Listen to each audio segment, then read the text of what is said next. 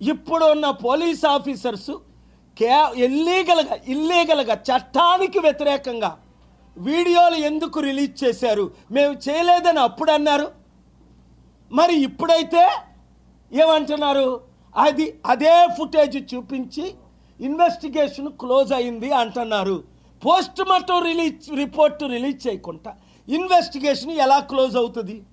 లింకులన్నీ connect చేయకుండా investigation ఎలా close అవుతుంది? మేమిచ్చిన డైరెక్షన్లో హర్ష్ కుమార్ గారు ఇచ్చిన ఎవిడెన్సులతో ఇన్వెస్టిగేషన్ చేయకుండా రాత్రి నేను హర్ష్ కుమార్ గారితో మాట్లాడాను. వారిచ్చిన ఇన్ఫర్మేషన్తో ఇన్వెస్టిగేషన్ ఆ కోణంలో, హత్య అనే కోణంలో వాళ్ళు ఎందుకు చేయలేదు? ఇది యాక్సిడెంట్ అని ముందు నుంచి ఎందుకు చూపిస్తున్నారు? చంద్రబాబు నాయుడు గారు ఎస్పీతో 45 నిమిషాలు ఈ విషయంలో ఏం మాట్లాడారు?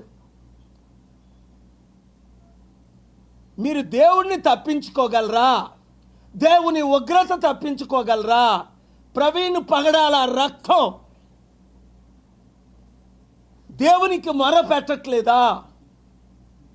అలాగే పవన్ కళ్యాణ్ ఫిబ్రవరి 10ని ఒక జీవో రిలీజ్ చేసినప్పుడు ఓఎస్డి కే ఆనంద్ ద్వారా చర్చిలు ఎన్ని ఉన్నాయి, లీగల్ ఎన్ని, ఇల్లీగల్ ఎన్ని, మసీదులు ఎన్ని ఉన్నాయి అడగలేదే, మందిరాలు ఎన్ని ఉన్నాయి అడగలేదే. మరి చర్చిల గురించే ఎందుకు అడుగుతున్నారు? ఇది ఒక డిప్యూటీ సీఎం రెచ్చగొట్టడం మాటలు కాదా? మరలా అదే జీవోని మార్చి 5ని ఎందుకు తిరిగి వాపస్ తీసుకున్నారు ఇల్లీగల్ అని తెలిసిన తర్వాత? దాని గురించి గవర్నమెంట్, చంద్రబాబు నాయుడు గవర్నమెంట్ కానీ దేశంలో గవర్నమెంట్ కానీ ఏమి చర్యలు తీసుకున్నారు?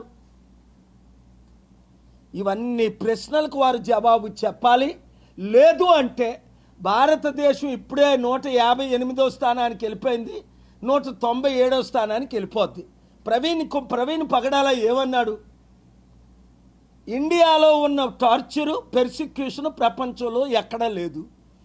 ఈరోజు నా మిత్రుడు కపిల్ సిబాల్, ప్రవీణ్ పగడాల సుప్రీంకోర్టులో వాళ్ళు వేసిన pillow party in person appear అవ్వాలి.